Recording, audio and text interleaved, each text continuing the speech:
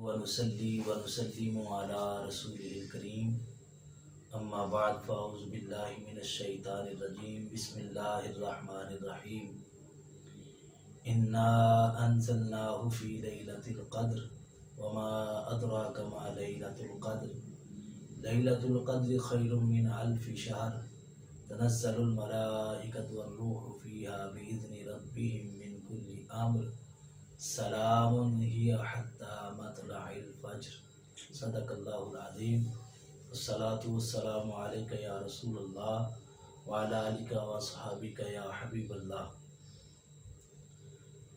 ناظرین اکرام، اللہ کریم نے قرآن عزیز میں ارشاد فرمایا انا انزلناہ فی لیلۃ القدر، بے شک ہم نے اس کو قدر والی رات میں نازل کیا۔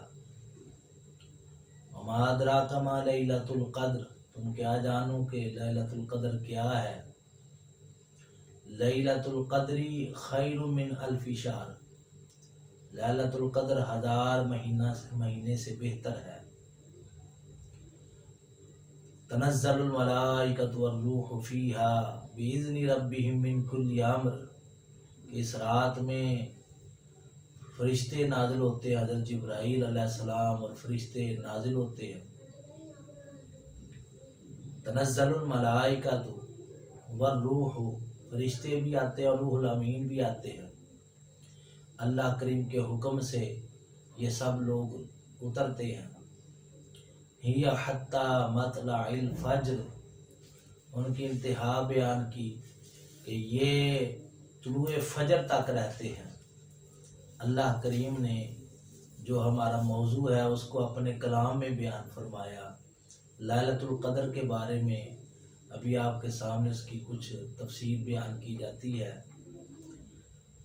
اللہ کریم نے اس رات کا ذکر فرمایا، اس مبارک رات کا اور قبولیت والی گھڑی کا ذکر فرمایا انا انزلناہ فی لیلۃ القدر، ہم نے اس کو، اس سے مراد قرآن ہے، یہ ضمیر قرآن شریف کی طرف لوٹ رہی ہے، ہم نے اس کو لیلۃ القدر میں نازل کیا۔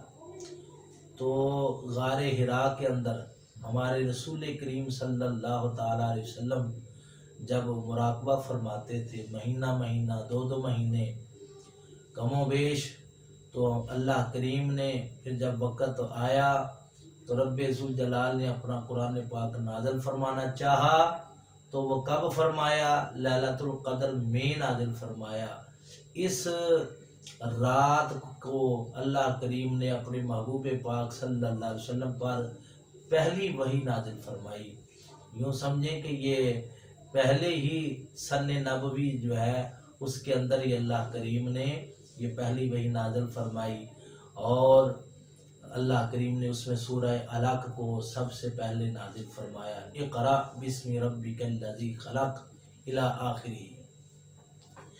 تو الی آخری کا مطلب عام لوگ یہ نہ سمجھیں کہ یہ پتہ نہیں سورت سے زیادہ الفاظ بول دیے، اس کا مطلب ہوتا ہے کہ پوری سورت آ کر تک۔ تو اللہ رب العالمین نے اس برکت والی رات میں، قبولیت والی رات میں سب سے پہلا جو برکت والا اور کرم والا کام ہے وہ یہ کیا کہ اس میں قرآن پاک نازل فرمایا۔ اس کے ساتھ ہی ایک حدیث پاک سنیے، ایک صحابی رسول صلی اللہ علیہ وسلم تھے، انہوں نے عرض کی یا رسول اللہ صلی اللہ علیہ وسلم، حضور یہ بتائیے، حضرت ابو ذر غفاری رضی اللہ تعالیٰ عنہ ہیں، حضرت ابو ذر رضی اللہ عنہ عرض کرتے ہیں یا رسول اللہ صلی اللہ علیہ وسلم، حضور یہ فرمائیے کہ یہ شب قدر جو ہے یہ آپ ہی کے زمانہ کے ساتھ خاص ہے، یہ بعد میں بھی ہوگی، بعد کے لوگ بھی اس سے مستفیض ہوں گے؟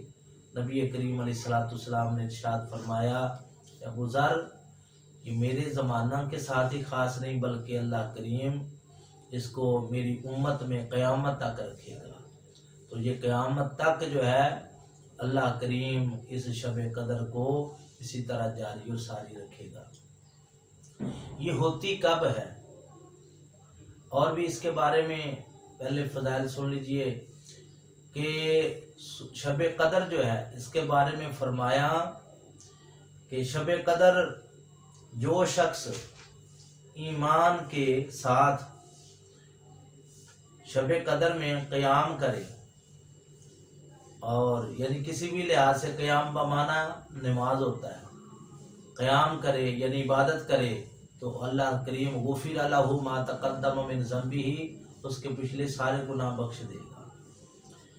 ایک اور حدیث پاک ہے، حضرت اماں عائشہ صدیقہ رضی اللہ تعالی عنہ ارشاد فرماتی ہیں کہ اللہ کے محبوب صلی اللہ تعالی علیہ وسلم جتنی عبادات، جتنی کوشش عبادت میں اس مہینے میں کرتے تھے رمضان مبارک میں، اتنی اور مہینوں میں آپ اس قدر عبادت نہ فرماتے تھے۔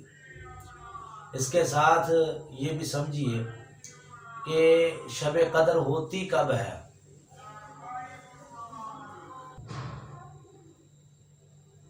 قدر کا وقت کون سا ہے، یہ کب ہوتی ہے، اس کے بارے میں ہمارے بزرگان دین جو ہیں ان کے مختلف اقوال ہیں۔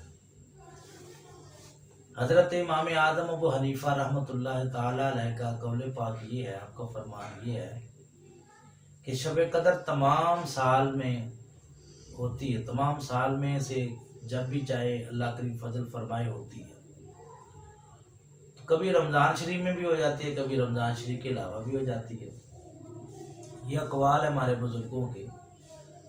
حضرات صاحبین حضرت امام ابو یوسف اور حضرت امام محمد رحمہ اللہ تعالی وہ فرماتے ہیں کہ ہوتی تو رمضان کے اندر ہی ہے، لیکن اس کی تخصیص کوئی نہیں۔ بہرحال جو مختلف بزرگوں کے اپنے اپنے تجربات ہیں، وہ اپنے اپنے تجربات کے مطابق جو ہے وہ فرماتے ہیں کہ تب ہوتی ہے، تب ہوتی ہے۔ اللہ کریم یہ جس پر فضل فرماتا ہے، دل کی نگاہیں عطا فرماتا ہے، وہی اس کو دیکھتا ہے، اور یہی حکمت ہے شب قدر کو چھپانے کی کہ اللہ رب العالمین نے اس کو چھپایا ہے۔ ہمارے رسول کریم صلی اللہ تعالی علیہ وسلم ارشاد فرماتے ہیں کہ آپ اپنے گھر مبارک سے تشریف لے جا رہے تھے مسجد کی طرف، تو دو صحابیوں کے ان کو جھگڑتے ہوئے دیکھا، بحث مباحثہ کرتے دیکھا۔ ان کو جھگڑتے جب دیکھا تو آپ نے ارشاد فرمایا، میں تو اس وقت تمہیں لیلۃ القدر بتانے کے لیے آ رہا تھا کہ وہ قبولیت والی گھڑی کب ہوگی، لیکن تمہارے دو کے جھگڑے کی وجہ سے اللہ کریم نے اس نعمت کو واپس اٹھا لیا ہے۔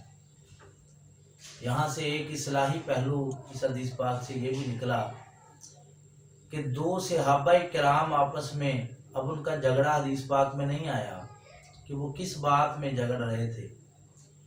دو صحابہ کرام آپس میں جھگڑا کریں تو اتنی بڑی نعمت جو ہے وہ واپس جاتی ہے، اور جہاں پر اتنے بڑے اختلافات اور ہر گھر میں جھگڑے پڑے ہوں، وہاں پھر اللہ کریم کی رحمت کیسے آئے گی؟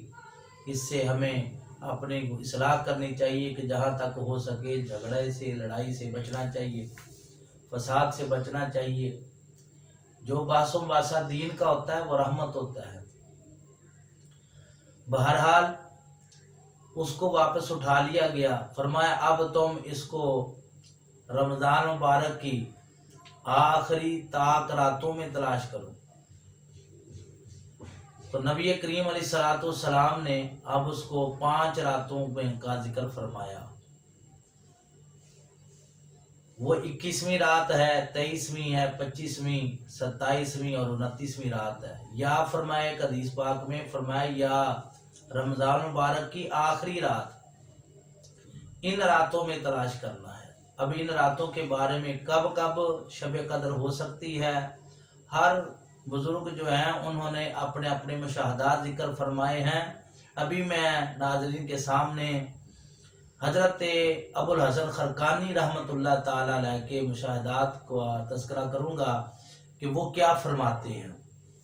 حضرت خواجہ ابوالحسن خرقانی رحمۃ اللہ تعالی علیہ ارشاد فرماتے ہیں کہ اگر رمضان مبارک کی پہلی تاریخ یعنی پہلا روزہ اگر اتوار کی شب ہو، یعنی اتوار کی شب کو اعلان ہو گیا کہ رمضان مبارک شروع ہے، پہلا روزہ اتوار کا ہو تو شب قدر 29ویں رمضان ہوگی، اور اگر پہلا روزہ سوموار کو ہو تو شب قدر 21ویں رات ہوگی، اور اگر پہلا روزہ منگل کو ہو تو شب قدر 27ویں رات ہوگی، اور اگر پہلا روزہ بدھ کو ہو تو شب قدر 29ویں کی رات ہوگی، اور اگر پہلا روزہ جمعرات کو ہو تو پھر 25ویں رات شب قدر ہوگی، اور اگر پہلا روزہ جمعے کو ہو تو شب قدر 27ویں رات ہوگی، اور اگر پہلا روزہ ہفتے کو ہو تو شب قدر 23ویں رات رمضان مبارک کی ہوگی۔ یہ حضرت خواجہ ابوالحسن خرقانی رحمۃ اللہ تعالی علیہ نے اس کو اپنے مشاہدات کو ذکر فرمایا ہے۔ بہرحال جس وقت یہ رات مل جائے پھر کرنا کیا ہے، اس میں اللہ کریم بڑے بڑے گناہ گاروں کو بخش دیتا ہے، لیکن سوائے چاند کے ایسا گناہ گار جو والدین کا گستاخ ہو اس کو یہاں سے پھر بھی معافی نہیں ملتی، اور جو اور قسم کے گستاخ ہوں ان کو بھی معافی نہیں، جو عادی شرابی ہو ان کے لیے بھی فرمایا گیا کہ وہ اس کو معافی نہیں۔ بہرحال اللہ کریم بڑے بڑے گناہ گاروں کو بخش دیتا ہے سوائے ان چند کے۔ اللہ کریم کی بارگاہ میں دعا کرنی چاہیے کہ اللہ کریم ہمیں ان طاق راتوں میں اور پورا سال میں بھی اس کی تلاش کرنے کی توفیق عطا فرمائے، اور تاکہ اس میں حکمت یہ ہے کہ تاکہ عبادت زیادہ سے زیادہ ہو جائے۔ اگر ایک ہی رات ہوتی تو بس لوگ ایک رات میں جاگتے اور باقی سارا سال جو ہے عبادات سے منہ پھیرے رکھتے، اور اب تلاش کا ذکر ہے تو لہذا اس میں حکمت ہے تاکہ لوگ زیادہ سے زیادہ عبادت کر سکیں۔ اللہ کریم ہم سب کو خلوص نیت کے ساتھ ریاکاری کے سوا ہمیں اپنی عبادت کرنے کی توفیق عطا فرمائے۔ وما علینا الا البلاغ۔